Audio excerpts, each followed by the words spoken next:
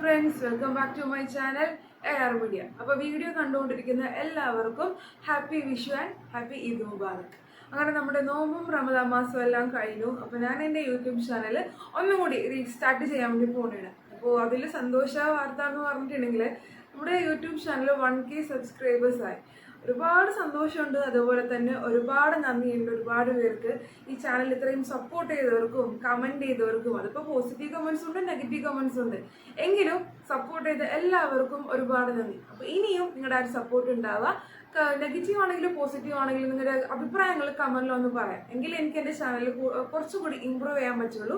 അപ്പോൾ നല്ല രീതിയിൽ ഞാൻ ഇനി ഡെയിലി ആണെങ്കിലും വീക്ക്ലി ആണെങ്കിലും നല്ല രീതിയിൽ നിങ്ങൾക്ക് ഉപകാരമാകുന്ന തരത്തിലുള്ള റിവ്യൂസും റിയാക്ഷനും ഒക്കെ ഇടാൻ ട്രൈ ചെയ്യാം. പിന്നെ നമ്മുടെ ഈദാണെങ്കിലും വിഷു ആണെങ്കിലും ഒക്കെ ആഘോഷിക്കാനായിട്ട് നമുക്ക് കുറച്ച് സിനിമകൾ നമുക്ക് കിട്ടിയിട്ടുണ്ട്. അപ്പോൾ അതിൻ്റെ എല്ലാം റിവ്യൂ ഞാൻ ഒറ്റൊരു വീഡിയോ ആക്കി ഇടാനാണ് ആഗ്രഹിക്കുന്നത്. വീഡിയോ ഫുള്ള് കാണാം, ഇഷ്ടപ്പെട്ടാൽ ലൈക്ക് ചെയ്യുക. പിന്നെ സബ്സ്ക്രൈബ് ചെയ്യാത്ത ആൾക്കാരാണെങ്കിൽ തീർച്ചയായിട്ടും സബ്സ്ക്രൈബും കൂടി ചെയ്യാം. അപ്പോൾ once again welcome back to my channel AR media.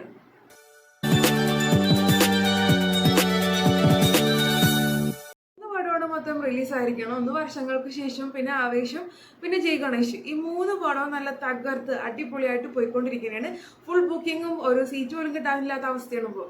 പക്ഷെ എന്നിട്ടും ആ ഒരു 3 സിനിമകളുടെ ഇടയിൽ കൂടിയും പോയിക്കൊണ്ടിരിക്കുന്ന ഒരു സിനിമയാണ് ആടുജീവിതം. ഈ പടങ്ങളുടെ എല്ലാം മുന്നേ ഇറങ്ങിയ പടമാണ്. ഞാൻ അതിൻ്റെ റിവ്യൂ ഇത്ര ലേറ്റ് ആയതുകൊണ്ട് പറയണ്ട, അല്ലെങ്കിൽ ഒഴിവാക്കാമെന്ന് വിചാരിച്ചത്. പക്ഷേ ആ ഒരു സിനിമ കണ്ടതിന് ശേഷം എനിക്ക് റിവ്യൂ പറയണം എന്ന് തന്നെ തോന്നിയൊരു സിനിമയാണത്.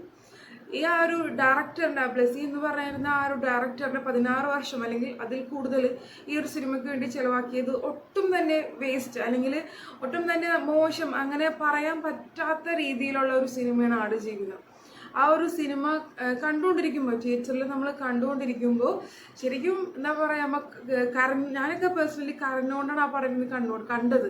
ഓരോ സീൻ കഴിയുമ്പോൾ ഇങ്ങനെ കണ്ണ് തുടച്ചുകൊണ്ടേയിരിക്കുകയാണ്. നമ്മൾ കണ്ടുകൊണ്ടിരിക്കുമ്പോൾ ഓരോ സീൻ കഴിയുമ്പോഴും നമ്മൾ അറിയാതെ നമ്മുടെ കണ്ണിൽ നിന്ന് വെള്ളം വന്നുകൊണ്ടിരിക്കുന്ന ആ ഒരു സിറ്റുവേഷൻ ആയിരുന്നു എനിക്ക് പേഴ്സണലി ആ ഒരു സിനിമ. അത് സിനിമ കഴിഞ്ഞ് പുറത്തേക്ക് ഇറങ്ങിയിട്ടും വീട്ടിൽ വന്നിട്ടും ആ ഒരു ഹാങ് ഓവർ അല്ലെങ്കിൽ ആ ഒരു സീൻസും സിറ്റുവേഷൻസും എല്ലാം മനസ്സിൽ നിന്ന് അങ്ങോട്ട് പോകുന്നേ ഉണ്ടായിരുന്നില്ല. ശരിക്കും പൃഥ്വിരാജാണ് ആ ഒരു സിനിമ അഭിനയിച്ചതെങ്കിലും ആ ഒരു റിയൽ ക്യാരക്ടർ, ആ നജീബ് എന്ന് പറയുന്ന ആ ഒരു റിയൽ ക്യാരക്ടറാണ് മനസ്സിലേക്ക് ഇങ്ങനെ വന്നുകൊണ്ടിരുന്നത്. ഇതൊരു ഇമാജിനറി സ്റ്റോറി ആണെങ്കിൽ കൂടിയും നമുക്ക് മനസ്സിൽ ഒരു ഡേ ഇങ്ങനെ തങ്ങി നിൽക്കും. പക്ഷെ ഇതൊരു ഒറിജിനൽ സ്റ്റോറി ആകുമ്പോൾ ആ ഒരു മനുഷ്യന് അന്ന് അനുഭവിച്ചിരുന്ന ആ ഒരു സംഭവം എന്ന് പറഞ്ഞു കഴിഞ്ഞാൽ നമുക്ക് വിശ്വസിക്കാൻ പറ്റാത്ത ഒരു രീതിയിലുള്ള ഒരു സംഭവം ആയിട്ടാണ് എനിക്ക് ആ ഒരു ആടുജീവിതം തോന്നിയത്. പിന്നെ മരുഭൂമിയിൽ നല്ല നല്ല ഫ്രെയിംസ് കാണിക്കുന്നുണ്ട് ആടുജീവിതത്തിൽ. പക്ഷെ ആ ഒരു നല്ല ഫ്രെയിം കാണിക്കുന്നതോടൊപ്പം തന്നെ അതിൻ്റെ ഒരു ഓപ്പോസിറ്റ് വശവും കൂടി കാണിക്കുന്നുണ്ട്. ആ ഒരു നമ്മളെ പേടിപ്പെടുത്തുന്ന ആ ഒരു വശം കൂടി നമുക്ക് ആ ഒരു ഫ്രെയിമിൽ കാണാൻ പറ്റുന്നുണ്ട്. ഫ്രെയിം ആയിക്കോട്ടെ, മ്യൂസിക് ആയിക്കോട്ടെ, അല്ലെങ്കിൽ ഡയറക്ഷൻ ആയിക്കോട്ടെ, അഭിനയം ആയിക്കോട്ടെ, എല്ലാം കൊണ്ടും നല്ലൊരു സിനിമയാണ് ആടുജീവിതം. പിന്നെ ഞാൻ പറയണം എന്ന് വിചാരിച്ച കാര്യം എന്ന് വെച്ചിട്ടുണ്ടെങ്കിൽ പൃഥ്വിരാജിനെ പറ്റിയാണ്. അതിൽ ഒരു സീനിൽ പൃഥ്വിരാജ് ഡ്രസ്സൊന്നും ഇല്ലാതെ അങ്ങനെ പോകുന്ന ഒരു സീൻ കാണിക്കുന്നുണ്ട്. ആ ഒരു സീനിൽ പുള്ളിക്കാരൻ്റെ ആ ഒരു വയറ് കാണിക്കുന്ന ആ ഒരു സീനിൽ ശരിക്കും നമുക്ക് എന്താ പറയുക, കണ്ടിട്ട് ശരിക്കും വിങ്ങിപ്പോയ ഒരു സീനാണത്.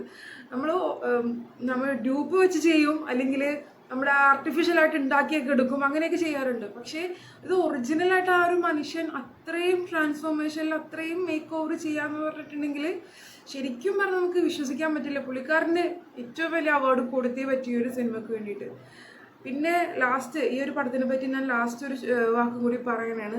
ഈ ഒരു പടം ചെയ്ത ആ ഒരു ബ്ലെസി അല്ലെങ്കിൽ ആ ഒരു ഗ്രൂപ്പ്, ആ അത്രയും ആൾക്കാരോട് നന്ദിയാണ് പറയാനുള്ളത്. ശരിക്കും പറഞ്ഞു കഴിഞ്ഞാൽ മലയാള സിനിമയ്ക്ക് ഇങ്ങനെ ഒരു സിനിമ കൊണ്ടുവന്നു വന്നു, ഇങ്ങനെ കുറേ കാഴ്ചകൾ കാണിച്ചു തന്നു. ഈ ഒരു കാഴ്ചകളുടെ പുറകിൽ ഒരുപാട് പ്രവാസികളുടെ ജീവിതം കൂടി ഉണ്ടാകും. ഇത് കാണുന്ന പ്രവാസികൾക്ക് ഒരുപാട് റിലേറ്റ് ചെയ്യാൻ പറ്റുന്ന കാര്യങ്ങളാണ് ഈ ഒരു സിനിമയിൽ ഉടനീളം ഫസ്റ്റ് മുതൽ ലാസ്റ്റ് വരെ കാണിക്കുന്നത്.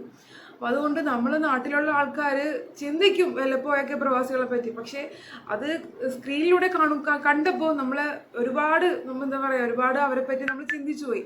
എങ്ങനെയാണല്ലേ അവിടെ, അല്ലെങ്കിൽ ഇങ്ങനെയുള്ള ജീവിതങ്ങളും അവിടെ ഉണ്ട് ഇന്ന് നമ്മൾ ഒരുപാട് ചിന്തിച്ചു പോയ ആ ഒരു സിനിമയാണ് ഈ ഒരു സിനിമ കണ്ടിട്ട്. അപ്പോൾ അതുകൊണ്ട് ഒരുപാട് നന്ദിയുണ്ട് ഈ ഒരു സിനിമ ഇങ്ങനെ ചെയ്ത് നമ്മുടെ മുമ്പിൽ മലയാള സിനിമയ്ക്ക് സമ്മാനിച്ചതിന്. അപ്പോൾ ഇതിൻ്റെ കൂടുതൽ റിവ്യൂ ഞാൻ പറയുന്നില്ല, കാരണം ആടുജീവിതം ഇറങ്ങിക്കിട്ട് ഒരുപാടായി.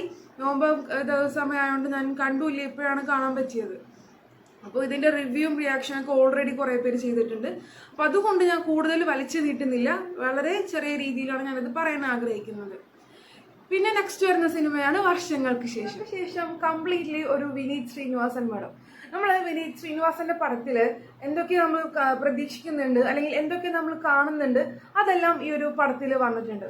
അപ്പോൾ നമുക്ക് മെയിൻ ക്യാരക്ടേഴ്സിൽ തന്നെ തുടങ്ങാം. പ്രണവ് മോഹൻലാലും ധ്യാൻ ശ്രീനിവാസനും അവരാണ് മെയിൻ ക്യാരക്ടേഴ്സായിട്ട് വരുന്നത്.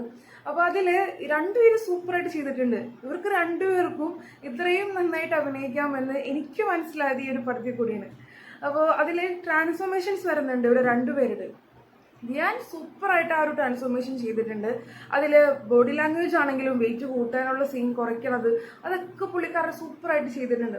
ആ ഒരു പ്രായമായി കാണിക്കുന്ന ആ ഒരു സീനൊക്കെ സൂപ്പറായിട്ട് പുള്ളിക്കാരൻ അടിപൊളിയായിട്ട് ധ്യാൻ ശ്രീനിവാസൻ അത് ചെയ്തിട്ടുണ്ട്. പ്രണവ് ആണെങ്കിലും അത് നന്നായിട്ട് തന്നെ ചെയ്തിട്ടുണ്ട്. പിന്നെ ലാസ്റ്റ് ആ ഒരു ഏജ് കാണിക്കുന്ന ഒരു പ്രായമായ ഒരു സിറ്റുവേഷൻസ് ഒക്കെ വരുന്നുണ്ട്. അപ്പോൾ അത് കാണിക്കുമ്പോൾ എനിക്ക് പ്രണവിൻ്റെ അത് കുറച്ചും കൂടി ആർട്ടിഫിഷ്യലായിട്ട് തോന്നി. കുറച്ച് മേക്കപ്പും കാര്യങ്ങളും അങ്ങനെ ഒരു അത് കല്യാണി പ്രിയദർശൻ്റെയും അതുപോലെ എനിക്ക് ഫീൽ ചെയ്തു. ഒരു റിയാലിറ്റി അല്ലെങ്കിൽ നമുക്ക് അങ്ങനെ തോന്നിക്കാത്ത രീതിയിൽ എനിക്ക് രണ്ടുപേരുടെയും ആ ഒരു ക്യാരക്ടർ എനിക്ക് അങ്ങനെ തോന്നി. പിന്നെ ഇമോഷണലി ടച്ച് ചെയ്യുന്ന ഒരുപാട് നല്ല സീൻസ് ഉണ്ട്. അത് പ്രണവൽ സൂപ്പറായിട്ട് ആ ഒരു റോളെല്ലാം നന്നായിട്ട് തന്നെ കൈകാര്യം ചെയ്തിട്ടുണ്ട്. മൊത്തത്തിൽ രണ്ടുപേരും പ്രണവാണെങ്കിലും ധ്യാനാണെങ്കിലും നന്നായിട്ട് ആ ഒരു റോൾ അവരെ ആ ഒരു റോള് സൂപ്പറായിട്ട് നന്നായിട്ട് ചെയ്തിട്ടുണ്ട്. പിന്നെ സ്റ്റോറി നമുക്ക് സൂപ്പർ അല്ലെങ്കിൽ വാവ് സ്റ്റോറി എന്ന് പറയാൻ തക്ക വിധം കാര്യമായിട്ട് വലിയ സ്റ്റോറിയൊന്നും ഇതിൽ വരുന്നില്ല. ആ ഒരു മ്യൂസിക്കൽ ഫ്ലോയിലാണ് നമ്മൾ ഹൃദയമൊക്കെ കണ്ടിരുന്ന പോലെ ആ ഒരു മ്യൂസിക് ഫ്ലോയിലാണ് ഈ പടം കംപ്ലീറ്റ്ലി ഇങ്ങനെ പോയിക്കൊണ്ടിരിക്കുന്നത്. പിന്നെ ഡയറക്ഷൻ അടിപൊളിയായിട്ടുണ്ട്. പിന്നെ ഫ്രെയിംസ് എല്ലാം നന്നായിട്ടുണ്ട്. പിന്നെ ഈ ഒരു പടം കീമേൽ മറിയുന്നത് സെക്കൻഡ് ഹാഫ് മുതലാണ്. സെക്കൻഡ് ഹാഫിൽ ഒരു സംഭവം ഒരാളുടെ എൻട്രി ഉണ്ട്. നമ്മുടെ നിവിൻ പോളിയുടെ എൻട്രി സെക്കൻഡ് ഹാഫിലാണ് വരുന്നത്. പുള്ളിക്കാരൻ്റെ പേര് നിതിൻ മോൾ എന്തൊരുത്തി അങ്ങനെ തന്നെ പറയാം. ശരിക്കും എന്താ പറയുക, അടിച്ചു പൊളിച്ച് അല്ലെങ്കിൽ അഴിനാടി വിട്ടേക്കനാണ് ഞാൻ എന്താ പറയുക അഴിനാടി പോയേക്കനാണ് നിവിൻ പോളി ഇതിൽ. ആ ഒരു വിനീത് ശ്രീനിവാസന് അയച്ചു വിട്ടേക്കനാണെന്നൊക്കെ നമുക്ക് പറയാം. സെക്കൻഡ് ഹാഫ് അമ്മാതിരി രീതിയിലുള്ള പെർഫോമൻസ് ആയിരുന്നു നിവിൻ പോളിയുടേത്. സ്വയം ട്രോളി, മറ്റുള്ളവരെ ട്രോളി, കൗണ്ടർ അടിച്ച് വന്നവനെയും പോയവനെയും നിന്നവനൊക്കെ ചിരിപ്പിച്ച് മൊത്തത്തിൽ തകർത്തിട്ടുണ്ട് നിവിൻ പോളി ഈ ഒരു പടത്തിൽ. നിവിൻ പോളി മാത്രമല്ല നീരജ് മാധവ് ആകെ 2 സീനിലേ ഉള്ളൂ. ആ 2 സീനാണെങ്കിലും ചിരിപ്പിക്കാൻ പോവുക എന്നുള്ള രീതിയിലായിരുന്നു നീരജ് മാധവൻ്റെ ആ ഒരു റോള്. പിന്നെ ഗസ്റ്റ് റോളായിട്ട് ആസിഫ് അലി വരുന്നുണ്ട്. ബേസിൽ സൂപ്പറായിട്ട് ചെയ്തിട്ടുണ്ട്. അജു വർഗീസ് ആണെങ്കിലും നന്നായിട്ട് തന്നെ ചെയ്തിട്ടുണ്ട്. ആ ഒരു സപ്പോർട്ടായിട്ടുള്ള ഒരു ക്യാരക്ടർ നല്ല രീതിയിൽ തന്നെ പുള്ളിക്കാരനും ചെയ്തിട്ടുണ്ട്. മൊത്തത്തിൽ എടുത്തു പറയാനായിട്ട് എനിക്ക് പിന്നെ വായി വരുന്നത് നിവിൻ പോളിയുടെ കാര്യം തന്നെയാണ്.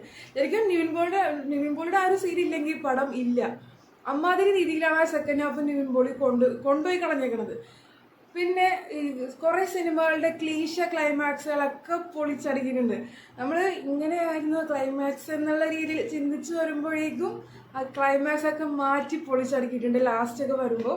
ശരിക്കും ഫാമിലി ആയിട്ട് കാണാൻ പറ്റിയൊരു പടം തന്നെയാണ് വർഷങ്ങൾക്ക് ശേഷം. അതിൽ നിവിൻ പോളി പറയുന്നുണ്ട് ഞാൻ വന്നടാ അല്ലെങ്കിൽ ഐ ആം ബാക്ക് എന്നൊക്കെ പറയുന്ന സീനുണ്ട്. അതൊക്കെ പക്ക നിവിൻ പോളിയുടെ ആ ഒരു റിയൽ ലൈഫിൽ പറയണ പോലെ എനിക്ക് ഫീൽ ചെയ്തത് ശരിക്കും. കാരണം നിവിൻ പോളി റിയൽ ആയിട്ട് കം ബാക്ക് തിരിച്ചു വന്നു എന്ന് നമുക്ക് തോന്നുന്നുണ്ട് ആ ഒരു സിനിമ കാണുമ്പോൾ. ശരിക്കും വണ്ടർഫുൾ മൂവി, നന്നായിട്ട് നമുക്ക് എൻജോയ് ചെയ്യാൻ പറ്റുന്ന നല്ലൊരു എൻ്റർടൈൻമെൻറ്റ് മൂവി ആയിട്ട് തന്നെയാണ് ഫീൽ ചെയ്തത്. അതുപോലെ തന്നെ നമ്മുടെ വിനീത് ശ്രീനിവാസൻ്റെ ആ ഒരു മ്യൂസിക്കും കാര്യങ്ങളൊക്കെ ആ ഒരു ഫ്ലോയിൽ ഇങ്ങനെ ഇടയിലിടയിൽ ഇങ്ങനെ നല്ല ഫ്ലോയിൽ ഇങ്ങനെ വന്നുകൊണ്ടേ ഇരിക്കുന്നുണ്ട്. അപ്പോൾ എനിക്ക് പേഴ്സണലി നല്ല രീതിയിൽ ഇഷ്ടപ്പെട്ടു. അപ്പോൾ നിങ്ങൾക്ക് ഇഷ്ടപ്പെട്ടിട്ടുണ്ടെങ്കിൽ നിങ്ങളുടെ അഭിപ്രായം എന്താണെന്ന് വെച്ചിട്ടുണ്ടെങ്കിൽ നിങ്ങൾക്ക് കമൻറ്റിൽ ഒന്ന് പറയാം. ആവേശം. അപ്പോൾ ആവേശം കണ്ടിറങ്ങിയ എല്ലാവരുടെയും മനസ്സിലല്ലെങ്കിൽ വായിൽ വന്നുകൊടുക്കുന്ന ഒരു ഡയലോഗാണ് ടാ മോനെ. ശരിക്കും ഫുള്ളി എൻ്റർടൈൻമെൻറ്റ് മൂവിയാണ് ആവേശം. നമുക്ക് ഫസ്റ്റ് മുതൽ ലാസ്റ്റ് വരെ ഒരു ലാഗും ഇല്ലാതെ തിയേറ്ററിൽ എൻജോയ് ചെയ്ത് കാണാൻ പറ്റിയ ഒരു മൂവി തന്നെയാണ് ആവേശം. അപ്പോൾ സ്റ്റോറി വൈസ് വലിയ സംഭവം എന്ന് പറയാനില്ല. ഞാൻ വർഷങ്ങൾക്ക് ശേഷം പറഞ്ഞ പോലെ തന്നെ വലിയ സൂപ്പർ സ്റ്റോറി അങ്ങനെ പറയാനൊന്നും എനിക്ക് പ്രത്യേകിച്ച് തോന്നിയില്ല. പിന്നെ പറയാൻ ഉള്ളത് ഇതിലെ ഡയറക്ഷനും മേക്കിങ്ങും സൂപ്പറായിട്ടുണ്ട്. നമ്മളെ പിടിച്ചിരുത്തുന്നതും നമുക്ക് ഇഷ്ടപ്പെടാനുള്ള റീസൺ എന്ന് പറയുന്നതും അതിൽ ആ ഒരു മേക്കിങ്ങും ഡയറക്ഷനും തന്നെയാണ്. പിന്നെ ഹിപ്സ്റ്റർ, എനിക്ക് എടുത്തു പറയാൻ തോന്നിയ ആൾക്കാരാണ് ഹിപ്സ്റ്ററും കൂടിയുള്ള ആ 2 പേരും. അവർ 3 പേരും സൂപ്പറായിട്ട് ചെയ്തിട്ടുണ്ട്. ശരിക്കും അവരുടെ ഫസ്റ്റ് മൂവി എന്ന് നമുക്ക് പറയാൻ പറ്റുന്ന രീതിയിൽ അങ്ങനെയല്ല. ശരിക്കും എന്താണ് നല്ല രീതിയിൽ, അതിപ്പോൾ ആക്ഷൻ സീനാണെങ്കിലും അതിൻ്റെ ആക്ടിങ് ലെവലാണെങ്കിലും ആ 3 പേരും പൊളിച്ചടക്കിയിട്ടുണ്ട്. ഇനിയും അവർക്ക് നല്ല നല്ല സിനിമകളിൽ ചാൻസ് കിട്ടും എന്നാണ് നമുക്ക് ഈ ഒരു സിനിമ കണ്ടിട്ട് നമുക്ക് അവരെ വിലയിരുത്താൻ പറ്റുന്നത്. പിന്നെ നമ്മുടെ രോമാഞ്ചത്തിലെ നിരൂപേട്ടൻ പുള്ളിക്കാരനുണ്ട്, സജിൻ ഗോപു പുള്ളിക്കാരനുണ്ട്. പുള്ളിക്കാരൻ ശരിക്കും സൂപ്പറായിട്ട് ആക്ഷൻ സീനൊക്കെ അടിപൊളിയായിട്ട് ചെയ്തിട്ടുണ്ട്. ഞാൻ ആദ്യമായിട്ടാണ് ഇതിലെ പുള്ളിക്കാരൻ്റെ ആക്ഷൻ കാണുന്നത്, വേറെ ഏതെങ്കിലും സിനിമയിലുണ്ടോയെന്ന് അറിയില്ല. പിന്നെ ലാസ്റ്റത്തെ ആ ഒരു എക്സ്പ്രഷൻ ഉണ്ട് പുള്ളിക്കാരൻ്റെ, ആ ഒരു എക്സ്പ്രഷൻ കണ്ടാൽ പുള്ളിക്കാരനെ കാണുമ്പോൾ തന്നെ നമ്മൾ ചിരിച്ചു പോകും. അങ്ങനത്തെ ഒരു സിറ്റുവേഷനാണ് ലാസ്റ്റൊക്കെ വരുന്നത്. അപ്പോൾ നിരൂപേട്ടൻ പുള്ളിക്കാരനും സൂപ്പറായിട്ട് വന്നിട്ടുണ്ട്. പിന്നെ പറയാനുള്ളത് ഇതിൻ്റെ മ്യൂസിക്കാണ്. മ്യൂസിക് എന്ന് വെച്ചിട്ടുണ്ടെങ്കിൽ സുഷിൻ ശ്യാമാണ് ചെയ്തിരിക്കുന്നത്. അപ്പോൾ സുഷിൻ ശ്യാം ആണെങ്കിലും വലിയ ലെങ്തി ആയിട്ടുള്ള ഒരു സോങ്ങും കാര്യങ്ങളൊന്നും അല്ല വരുന്നത്, ഇടയ്ക്കിടയ്ക്ക് ആയിട്ടുള്ള സോങ്ങാണ് ഇതിലും വരുന്നത്. പക്ഷെ ഉള്ള സോങ് അല്ലെങ്കിൽ ഉള്ള BGM സൂപ്പറായിട്ടുണ്ട്. അതിൽ ഫഹദ് ഫാസിലിനെ കാണിക്കുന്ന ആ ഒരു BGM എല്ലാം അടിപൊളിയായിട്ടുണ്ട്. നമുക്ക് തിയേറ്ററിൽ ആ ഒരു ഓളം ഉണ്ടാക്കാൻ പറ്റുന്നുണ്ട് ആ ഒരു മ്യൂസിക്കിനെല്ലാം. പിന്നെ നമ്മുടെ ഫഹദ് ഫാസിൽ ചില ക്യാരക്ടേഴ്സ് നമ്മൾ സിനിമയിൽ കാണുമ്പോൾ ആ ഒരു ക്യാരക്ടേഴ്സ് നമ്മുടെ ഉള്ളിലേക്ക് കയറും. ആ ഒരു ക്യാരക്ടർ ഇന്ന ആൾ മാത്രമാണ് ആ ഒരു പേരിൽ നമ്മുടെ ഉള്ളിൽ ഉണ്ടാവുക. ഫോർ എക്സാമ്പിൾ ആണെങ്കിൽ ഇപ്പോൾ രാജമാണിക്യത്തിലാണെങ്കിലും ഷാജി പാപ്പനാണെങ്കിലും അല്ലെങ്കിൽ മംഗലശ്ശേരി നീലാണ്, അങ്ങനെ ഒരു ക്യാരക്ടർ നമ്മുടെ ഉള്ളിൽ കിടക്കും. അങ്ങനെ നമ്മുടെ ഉള്ളിൽ കയറിയ ഒരു ക്യാരക്ടറാണ് രംഗൻ. ഫാസിൽ ഇങ്ങനത്തെ ഒരു റോൾ ഇതിനു മുമ്പ് ചെയ്തിട്ടില്ല, പക്ഷേ ഇപ്പോൾ ചെയ്തതിൽ 100% സക്സസ് ആയിട്ടുണ്ട് ഈ ഒരു റോള്. പിന്നെ അതിൽ ഡയലോഗ് ഡെലിവറി ആണെങ്കിലും ടൈമിംഗ് ആണെങ്കിലും ചില ഡയലോഗ്സ് ഒക്കെ കേൾക്കുമ്പോൾ കന്നഡ പ്ലസ് മലയാളം അങ്ങനെയാണ്. അപ്പോൾ നമുക്ക് ചട്ടമ്പി നാട്ടിലും നമുക്ക് പറയണ ആ ഒരു രീതിയിലൊക്കെ നമുക്ക് തോന്നും. പക്ഷെ എങ്കിലും അതും ഇതും ഡിഫറെൻറ്റ് വൈബിൽ തന്നെയാണ് നിൽക്കുന്നത് ആ ഒരു ഡയലോഗ് കാര്യങ്ങളെല്ലാം. പിന്നെ സൂപ്പറായിട്ട് പുള്ളിക്കാരൻ ചെയ്തിട്ടുണ്ട് ഫഹദ് ഫാസിൽ. ശരിക്കും രംഗണ്ണൻ്റെ പടം എന്ന് നമുക്ക് പറയാം. ഇതിൽ സ്റ്റോറിയും കാര്യങ്ങളും ഒന്നുമല്ല, ശരിക്കും നമുക്ക് ഫഹദ് ഫാസിൽ അല്ലെങ്കിൽ രംഗണ്ണൻ്റെ പടം എന്ന് തന്നെ പറയാൻ പറ്റുന്ന ഒരു പടമാണ് ആവേശം. നമ്മൾ വർഷങ്ങൾക്ക് ശേഷം ഇത് പറഞ്ഞ പോലെ തന്നെ നിവിൻ പോളിനെ അഴിച്ചു വിട്ടേക്കണം അല്ലെങ്കിൽ അഴിനാടം വിട്ടേക്കണെന്ന് പറഞ്ഞ പോലെ തന്നെ ഇതിൽ ഫഹദ് ഫാസിലിനെ അഴിനാടം വിട്ടേക്കാണ്. അതുപോലെ പുള്ളിക്കാരൻ തകർത്തിട്ടുണ്ട് ഈ ഒരു പടം. പിന്നെ എനിക്ക് ലാസ്റ്റ് ഒരു ശോകം അല്ലെങ്കിൽ എനിക്ക് കുറച്ചുകൂടി ബെറ്റർ ആക്കാമെന്ന് തോന്നിയത് ഇതിൽ വില്ലനാണ്. മൻസൂർ അലിഖാനാണ് വില്ലനായിട്ട് വരുന്നത്. അപ്പോൾ നമുക്ക് ആ ഒരു വലിയ എഫക്റ്റ് നമുക്ക് തോന്നിക്കാത്ത രീതിയിലുള്ളൊരു വില്ലൻ എന്നൊരു കഥാപാത്രമായിട്ടാണ് എനിക്ക് തോന്നിയത് പേഴ്സണലി. കുറച്ചും കൂടി ബിൽഡപ്പ് അല്ലെങ്കിൽ കുറച്ചും കൂടി വലിയ കാര്യമായിട്ട് വില്ലനെ കൊണ്ടുവരാറുന്നു. ഫൈറ്റിന്റെ റീസണും കാര്യങ്ങളൊക്കെ ആണെങ്കിലും വലിയ സംഭവം എന്ന് തോന്നിക്കാത്ത രീതിയിലുള്ള ഒരു വില്ലൻ ആയിട്ടാണ് എനിക്ക് മൻസൂർ അലിഖാനെ തോന്നിയത് പേഴ്സണലി. അപ്പോൾ ഇത്രയാണ് എനിക്ക് ആവേശം എന്നുള്ള മൂവിയിൽ എനിക്ക് പേഴ്സണലി തോന്നിയ കാര്യങ്ങൾ. അപ്പോൾ മൊത്തത്തിൽ ആവേശം ഫുള്ളി എൻ്റർടൈൻമെൻറ്റ്, നമുക്ക് തിയേറ്ററിൽ പക്കായിട്ട് എൻജോയ് ചെയ്യാൻ പറ്റിയതും ഫാമിലി ആയിട്ട് പോയി കാണാൻ പറ്റിയ പടം തന്നെയാണ് ആവേശം. അപ്പോൾ നമ്മളിപ്പോൾ ഈ കണ്ട പടങ്ങൾ ഇപ്പോൾ ആടുജീവിതമാണെങ്കിലും വർഷങ്ങൾക്ക് ശേഷമാണെങ്കിലും ആവേശമാണെങ്കിലും എനിക്ക് പേഴ്സണലി ഇഷ്ടപ്പെട്ട പടം ആവേശമാണ്. കാരണം നമുക്ക് ആ ഒരു വൈബ് തിയേറ്ററിൽ എൻജോയ് ചെയ്യാൻ പറ്റുന്നുണ്ട്. അപ്പോൾ നിങ്ങളുടെ അഭിപ്രായം, നിങ്ങൾക്ക് ഈ ഒരു പടങ്ങൾ കണ്ടിട്ട് നിങ്ങൾക്ക് ഇഷ്ടപ്പെട്ട പടം ഏതാണെന്ന് വെച്ചിട്ടുണ്ടെങ്കിൽ എൻ്റെ കമൻറ്റിൽ ഒന്ന് പറയാം. വീഡിയോ ഇഷ്ടപ്പെട്ട സബ്സ്ക്രൈബ് ചെയ്യാൻ മറക്കരുത്. വീഡിയോ ലൈക്ക് ചെയ്യുക, ഷെയർ ചെയ്യുക, സബ്സ്ക്രൈബ് ചെയ്യുക. Thank you for watching AR Media.